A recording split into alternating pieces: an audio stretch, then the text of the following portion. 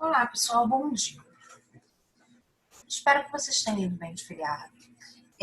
A nossa quarentena está abrindo, mas a gente tem que tomar muito cuidado para que a gente não se arrependa, né? Depois do feriado aí e que aconteçam coisas que a gente não gostaria. Na aula de hoje, nós vamos fazer as correções das aplicações nos problemas do Teorema de Pitágoras. Então, vamos começar na página 174, número 2. Eu vou ler o problema, né? Um bambu foi quebrado pelo vento a 4,8 metros de altura. Ele tombou de modo que sua ponta tocou o chão a 3,6 metros de sua base. Determine a altura desse bambu. Bem, fazer a aplicação do Teorema de Pitágoras, a primeira coisa que a gente tem que ter é o desenho.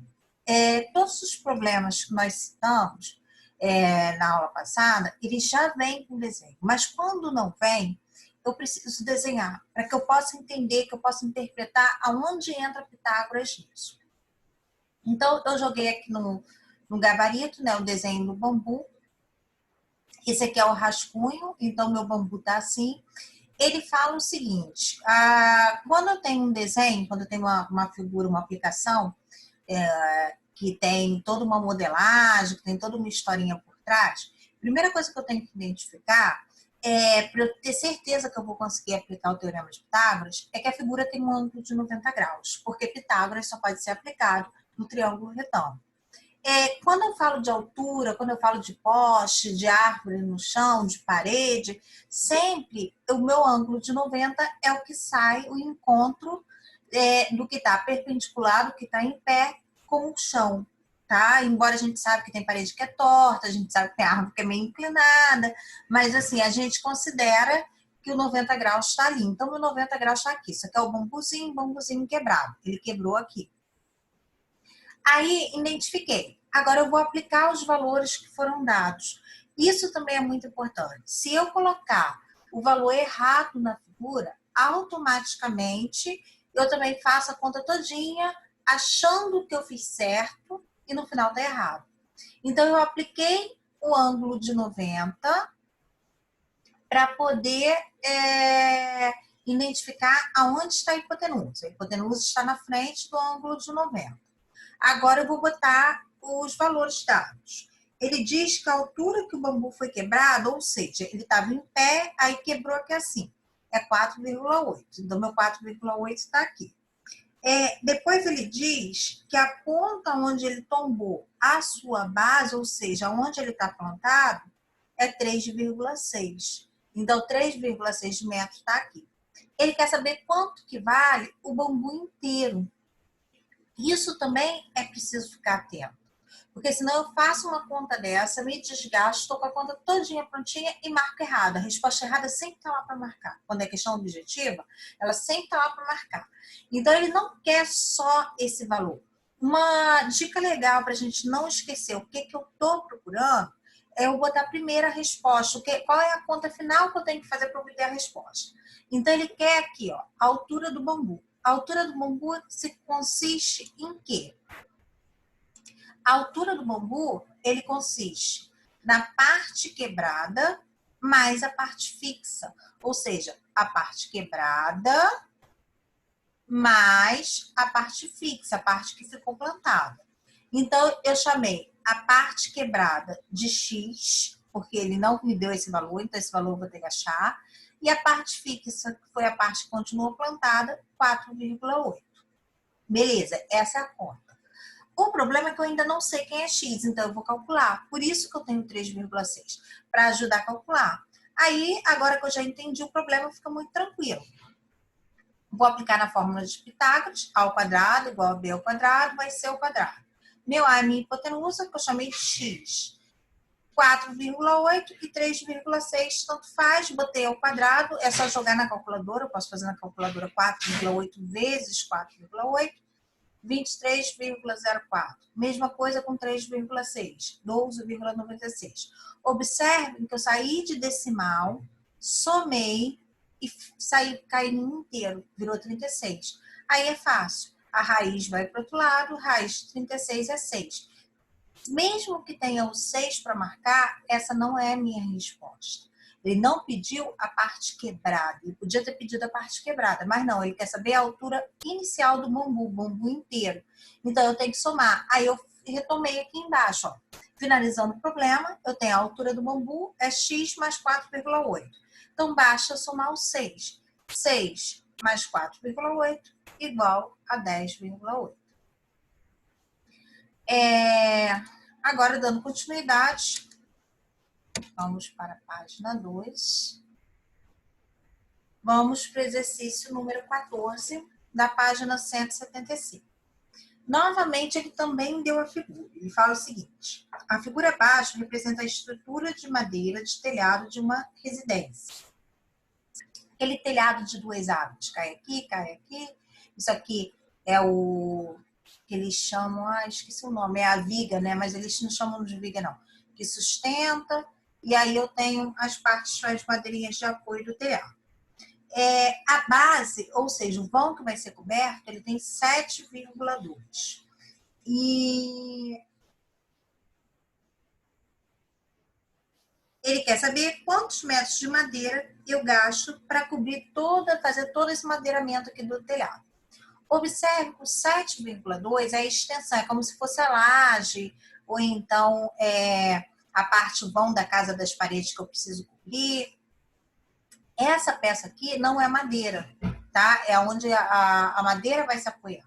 O que eu tenho de madeira? Eu tenho as laterais que caem, eu tenho a viga central e tem as duas que apoiam a viga central. Isso é minha madeira.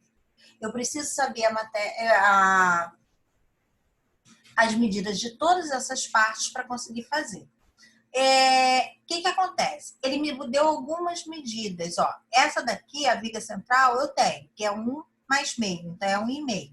Mas eu não tenho a que está apoiando ela, nem a que está caindo. Então, eu preciso calcular. A primeira coisa que a gente observa é que nós temos vários triângulos retângulos dentro da figura. Então, eu vou decompor. O maior, ó, observe que eu tirei o maior.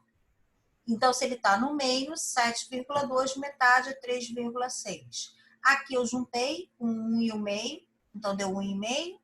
Essa parte maior aqui eu vou chamar de x1, que é a medida que eu preciso achar.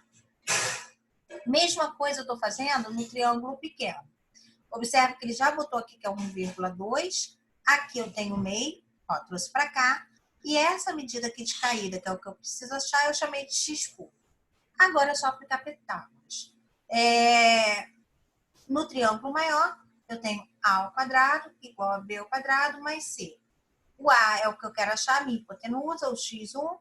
Botei 1,5 e 3,6, tanto faz. Joguei, calculei os quadrados dela, somei e deu 15,21. Fazendo a raiz quadrada disso, 3,9. Mesma coisa no triângulo pequeno. Também é a hipotenusa que eu quero achar. Então, eu botei meio ao quadrado, 1,2 ao quadrado, 1,69, fiz a raiz, 1,3. Agora, eu preciso somar todas as medidas. O que ele quer? Você observe que esse triângulo, ele espelha, ele vai para um lado, é como se fosse 2 águas. Então, o que acontece? Eu preciso somar as medidas que eu achei 2 vezes. Quem são as peças de madeira do meu telhado? As caídas das laterais, a viga central, que é 1,5, e os apoios da viga, que são 1,3, que também cai para os 2 lados. Então, eu botei aqui, ó, o meio mais 1 para fazer a viga central, os apoios menores, o telhado propriamente dito. Somando tudo isso, 11,9 é a minha resposta. Por último, agora, finalizando, né, a gente vai para o exercício 15. O nosso exercício 15, ele fala o seguinte: um avião sai da cidade A e vai para a cidade B, que está a distância de 300 quilômetros. Depois, decola em direção à cidade C, a 400 quilômetros. Se o avião fosse em linha reta, da cidade A para a cidade C, quantos quilômetros percorreria? Então, o que acontece? A gente sabe que a menor distância entre 2 pontos é uma linha reta. Aí ele também deu a figura. Ele diz que o avião foi para a cidade C, porém ele fez uma escala na cidade B. Então, ele andou 300 quilômetros até a cidade B, abasteceu e andou mais 400. Nisso ele andou 700 quilômetros. Ele quer saber se ele fosse um voo direto, se fosse em linha reta, quanto que ele ia andar. Com certeza é menos. Se eu não conseguir um valor menor do que essa soma, 300 e 400, eu tenho conta errada. Então, eu já tenho um olhar crítico em cima da questão. Agora, eu vou começar a aplicar Pitágoras, né? Novamente, eu quero a hipotenusa. Então, eu tenho A ao quadrado, B ao quadrado, C, botei meu X, 300 e 400. O legal aqui é que, como está na base 10, a gente pode fazer de cabeça. 3 ao quadrado é 9, eu tenho 2 zeros. Como minha potência é 2, basta eu escrever 2 vezes. Ó. Eu tenho 2 e 2. Se fosse 3, eu ia escrever 2, 2 e 2. E aí eu não preciso de calculadora. 400 é a mesma coisa. Eu tenho 4,16, 2 zeros, então ele vai aparecer 2 vezes. 2 mais 2, 4 zeros. Agora é só somar 9, 16, deu 25. Para fazer a raiz, é a mesma coisa. Eu faço raiz de 25, que dá 5. Como eu agora, aqui eu estava multiplicando. Aqui é como se fosse eu dividindo a raiz. Como é 2, eu corto na metade. Então, metade sai, só sobraram 2 zeros e ficaram 500 quilômetros, que é menos que 700, ele economizaria tempo. O Teorema de Pitágoras, a gente usa para fazer várias aplicações. E nós temos fórmulas importantes dentro da matemática que foram derivadas do Teorema de Pitágoras. Uma delas é a fórmula para você calcular a diagonal de um quadrilátero. Outra delas, que eu já comentei quando a gente ainda estava na aula presencial, né, do conjunto dos irracionais, o número irracional. O número irracional, a raiz de um número inexato, ela surgiu graças ao Teorema de Pitágoras. E aí, amanhã, eu vou fazer a prova dessas duas fórmulas, só para poder ilustrar um pouco e a gente entender a importância do Teorema de Pitágoras dentro da matemática, tá? Então, até a próxima. Não esqueçam de mandar fotos, de botar comentários da correção, para que todo mundo possa ser avaliado perfeitamente, tá? Até a próxima. Um bom dia aí para vocês.